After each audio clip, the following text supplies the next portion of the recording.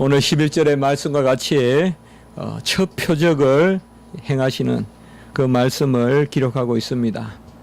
바로 갈릴리 가나에서 물을 변하여 포도주로 만드시는 그 우리 주님의 그러한 표적을 보이고 있습니다.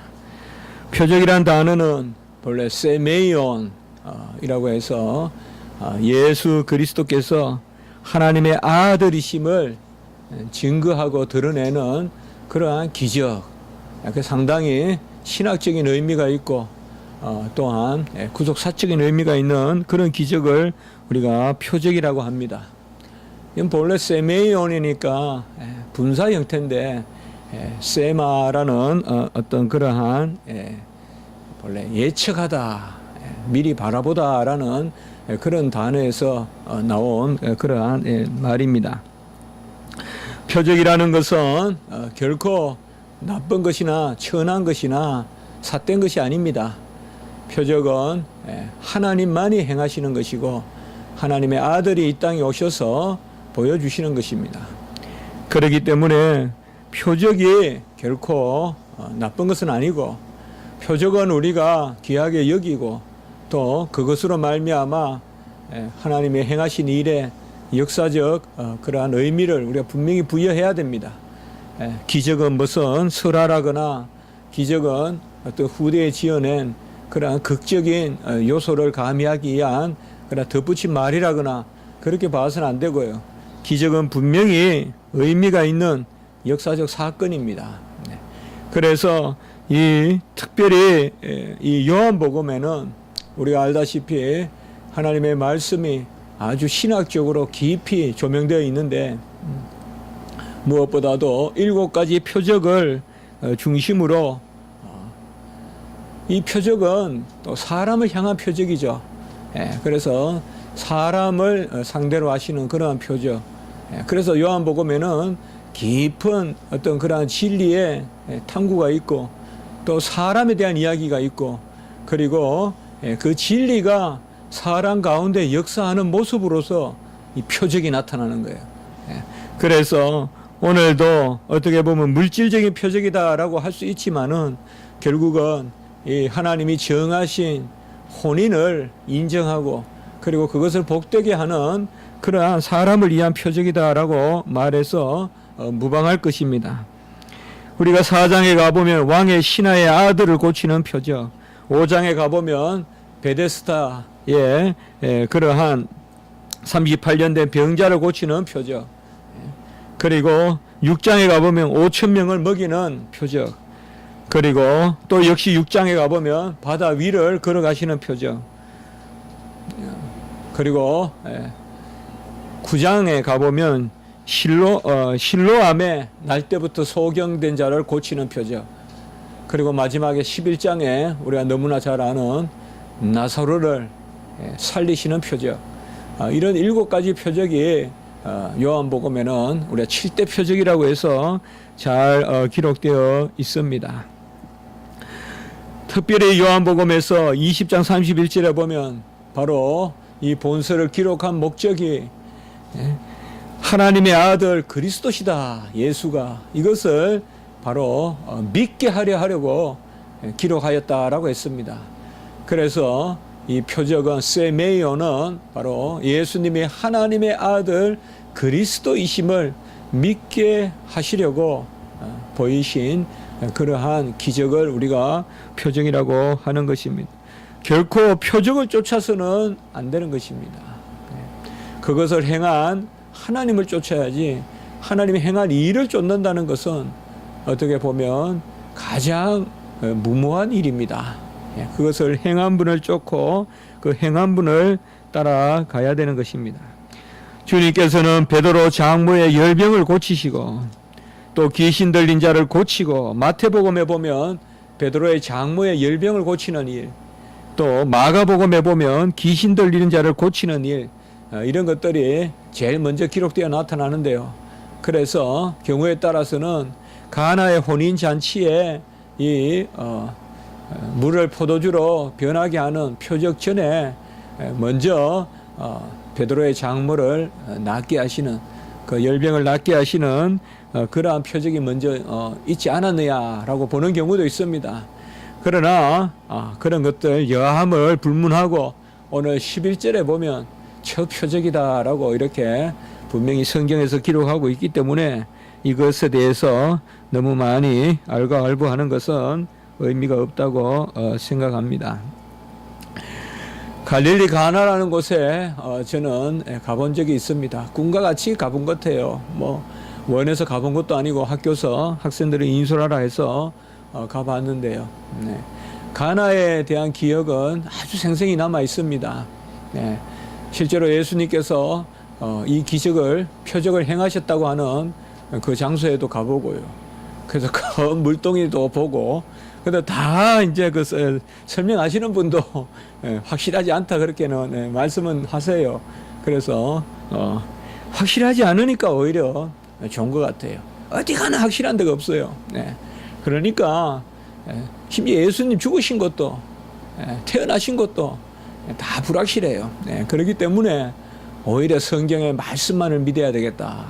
이제 그러한 생각들을 더 하게 되는 게 우리가 이곳저곳 다녀보는 그런 의미일 수가 있겠습니다. 거기에 보면 아주 한적하고 뭐 고요한 그러한 마을입니다. 큰 마을도 아니고. 누가 봐도 마을은 크지 않은 데 비해서 예부에 그러한 관광객들 이렇게 찾아오는 사람들은 많은 곳이 아닌가. 뭔가 이렇게 사람을 당기는 그러한 매력이 있어요. 그러나 갈릴리 가나라는 곳은 다른 것으로는 큰 의미가 없어요. 무슨 역사적 사건이 이곳에 있었다거나 그런 건 없어요. 뭐 우리가 갈멜산이나 이런 데 가보면 아주 역사 이야기가 많아요. 그러나 가나는 꼭 이 이야기 하나밖에 없어요. 갈릴리 가나에 가서는 그 생각이 들어요. 제가 그때 제가 수첩에 깨알같이 그냥 정말 그냥 수첩 한 수첩을 다 적어가지고 다녔거든요. 왜 그때 몸이 제가 좀 안 좋았는데 어쨌든 정신 차리려고요. 기록을 했어요. 기록을 하다 보니까 그리고 새벽에 일어나서는 꼭 글도 한번 써보고 또 그렇게 했는데 시도 한번 써보고 그렇게 했는데 이 가나에서 이제 포도즙을 구해서 계속 가져갔다가 나중에 이제 한국에 들어오기 전에 카이로에서 저게 이제 이집트 애국 카이로에서 그 강가에서 성찬식을 했던 그런 기억이 있습니다. 오늘 제일 첫 표적을 행하신 곳이 바로 홀레에 있어서 행했다. 그 여기에는 오늘은 가정을 이루는 그런 홀레가 있는 날이고, 그리고 특별히 이 기적이 표적이 어머니의 어떤 간청함과 연결되어 있어요. 그래서 상당히 우리 예수님께서 가정을 귀하게 여기시고, 그리고 여자여 나와 무슨 상관이 있나이까 내 때가 아직 이르지 아니하였나이다.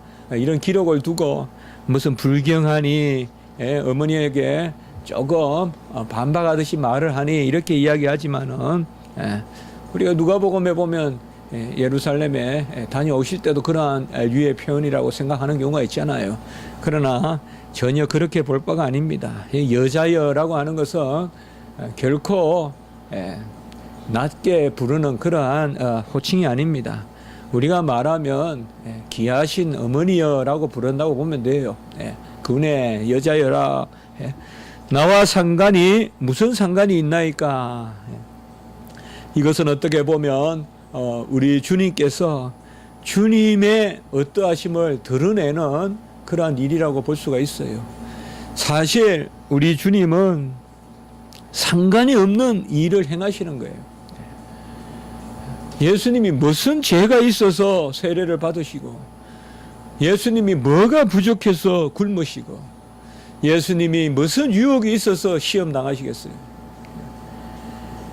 계속 예수님은 이 말이 우리에게 적절해요. 내가 무슨 상관이 있느냐. 마치 우리는 예수님께서 어떠한 뚜렷한 인과관계를 가지시고 표적을 행하신다라고 생각하기 쉽지만은 하나님의 아들은 절대 그러실 필요가 없으신 분이에요. 사실상 마리아는, 예수님의 어머니는 뭔가의 상관관계를 가지고 예수님께 부탁했다고 볼 수도 있어요. 네가 그래도 아는 사람이니까 혹은 친척이니까 그건 알 수가 없어요. 그래도 네가 뭐 좀 도와야 안 되겠냐, 그렇게 말할 수 있어요. 그러나 주님은 무슨 상관이 있나이까 라고 말씀했을 때는 어떠한 이러한 세속적인 관계, 어떤 친척 관계라든지 어떤 이웃 관계라든지 어떤 연고라든지 이러한 것 때문에 기적을 행하신 것이 아니라 하나님의 섭리에 따라 구속사적 의미로서 바로 이러한 기적을, 표적을 행하신다는 것을 우리에게 보여주고 있어요. 그런 관점에서 4절을 우리가 보시면 바로 예수님께서 첫 표적을 행하셨다는 이 표적의 의미가 더욱 뚜렷하게 나타나요. 뭔가 예수님이 어떤 인과관계를 가지고 있어서 해야 되기 때문에 상관이 있어서 하시는 것이 아니에요. 하나님이 무슨 상관이 있어서 천지를 지으신 거 아니에요. 하나님의 기뻐하심으로, 바로 그의 흔쾌한 뜻으로, 원하심으로 지으신 것이에요. 우리는 자꾸 이 상관을 물어요. 왜 지으셨습니까? 무슨 의미로 지으셨습니까? 하나님이 우리를 구원하신 것보다 더 큰 기적이 어디 있겠어요? 그건 표적이 아니죠. 실체적인 기적이죠. 우리의 생명을 구원하셨죠. 그러나 사실 그 예수님이 우리와 무슨 상관이 있느냐?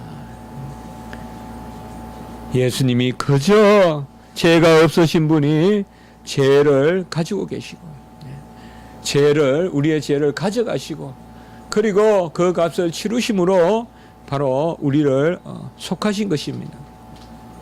오늘 예수와 그 제자들도 2절에 보면 혼례의 청함을 받았다. 여기에 어떤 의미로 청했는지는 몰라도 사실상 여기에 청함이 상당히 하나님 앞에서 의미가 있는 것입니다. 예수님과 제자들을 청한다는 것은 항상 하나님의 섭리에 대해서 우리가 소망하고 또 하나님의 뜻에 대하여 깨어있는 자의 모습입니다. 예수가 이 자리에 없었다면 이러한 기적은 일어나지 않죠. 우리가 항상 예수를 모신 터에는 기적적인 그러한 은혜와 은사와 역사가 일어나는 것입니다. 예수님은 아직 때가 이르지 아니하였다라고 이렇게 말씀하심에도 불구하고, 분명히 상반된 말씀임에도 불구하고 5절에 보면 어머니가 너희에게 무슨 말씀을 하시든지 그대로 하라 이렇게 이야기하고 있어요. 여기에 다시 제가 말씀드립니다. 4절에 어머니를 대하는 말은 상당히 불경하게 여겨지고 5절에 보면 무슨 말씀을 하시든지 이런 식으로 또 경어로 번역이 되어 있으니까, 안곡하게 번역되어 있으니까 마리아는 아들인 예수님을 상당히 높이고 예수님은 마리아를 업신여기듯이 어머니, 그런 어쩌로 생각하는데 그렇게 해서는 안 됩니다. 여기 번역은 분명히 그러한 어쩌의 뉘앙스가 있습니다만 원어에도 사실상 조금 그런 뉘앙스를 우리가 삭제할 필요가 있어요. 혹자가 오해를 하기 쉬워요. 예수님이 어머니를 홀대하고 어머니는 예수님을, 어머니를 떠나서 하나님의 아들로 높였다, 공대했다, 그렇게 너무 보실 바가 아닙니다. 오늘은 전체로 아시다시피 결혼에 대한 그러한 문맥 가운데서 표적을 행하셨기 때문입니다. 사실상 결혼이 부자지간, 모녀지간의 시작이죠. 그래서 제5계명의 부모 공경은 그 너머의 의미가 있다고요. 결혼의 의미가 있는 거예요. 결혼이 없이 어떻게 부모가 있어요? 성경은 결혼이 아닌 부모를 인정하지 않아요. 하나님의 인친 가정에서 난 자야 참 부모죠. 또 참 자녀고. 그렇기 때문에 오늘 여기에 말씀에서는 바로 하나님이 얼마나 이미 5계명 부모 순종, 4절에서 예수님이 그래 말씀하셨음에도 불구하고 5절에서 보시면 무슨 말씀을 하시든지 그대로 하라라고 이렇게 하인들에게 명하시는 것을 봤을 때는 이런 구절을 통해서 우리가 마리아의 가정이나 어떤 이러한 요셉이라든지 그렇게 천한 가정이 아니다. 이게 하인들 이야기도 나오고 마리아가 하인들에게 이르시되 이런 말씀 그런 것을 통하여서 우리가 에델시암이나 이런 책에 보면 그렇게 적어놓은 것을 제가 본 적이 있습니다. 정확하게 우리가 말할 수는 없지만 바로 그런 부분입니다. 그래하여서 구체적으로 6절에 보면 정결의 식을 따라 두세 통 드는 돌 항아리에 6이 놓이고, 이건 작은 항아리가 아닙니다. 큰 그런 두세 통 되는 그런 돌 항아리 6이고, 그 다음에 7절에 보시면 물을 채우라 하니 아기까지 채우고, 8절에 보면 연애 장에게 갖다 주고, 그리고 9절에 보면 그 포도주를 맛보고 어디서 왔는지 알지 못하다. 이 6절에서 9절까지 보면 특별히 이제 10절에 또 말도 나오지만은 상당히 요한복음에도 보면 이렇게 구체적으로 기록하고 있어요. 그래서 이 요한복음을 우리가 추상적으로 읽기 쉬운데 신학이다라고 하니까 간혹은 요한복음이라면 관념을 쉽게 생각하고 마태마가 누가복음이라면 역사를 떠올리는데, 사실상 요한복음만큼 구체적으로 이렇게 기록한 복음도 드물어요. 얼마나 구체적으로 기록하고 있어요.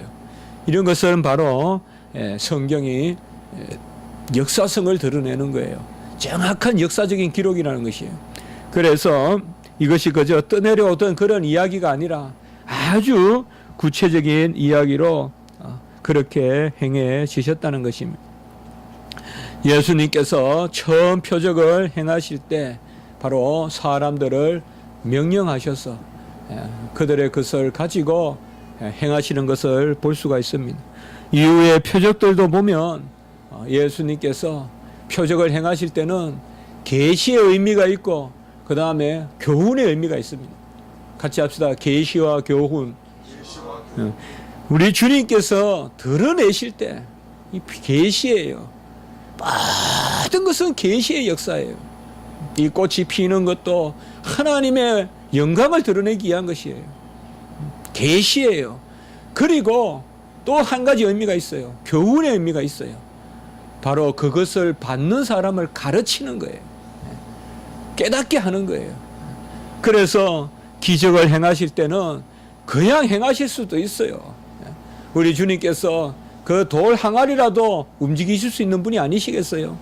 아예 돌 항아리를 하늘에서 내릴 수도 있는 분인데 거기에 아기까지, 아기라는 말이 뭐예요? 꽉 차도록 그 언저리까지 꽉 물을 채우고 물을 아기까지 채우고 그리고 그렇게 순종하는 모습.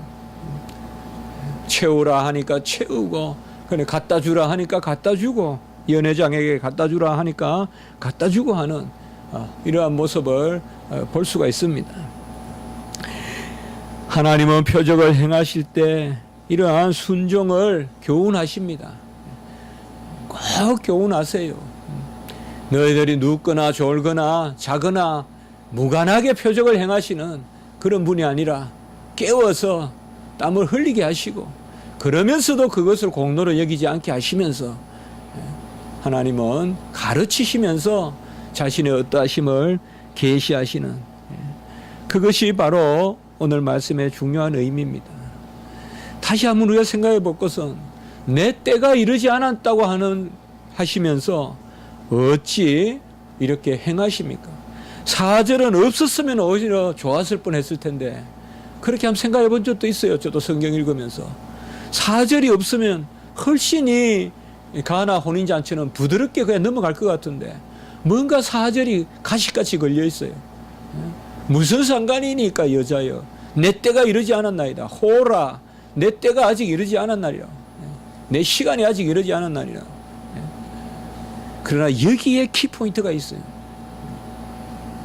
하나님의 아들은 자신의 뜻을 변개하시지 아니하시지만은 우리가 간청하면 마치 뜻을 돌이키시듯이, 그러나 그 뜻조차도, 돌이킨 뜻조차도 처음의 뜻이에요.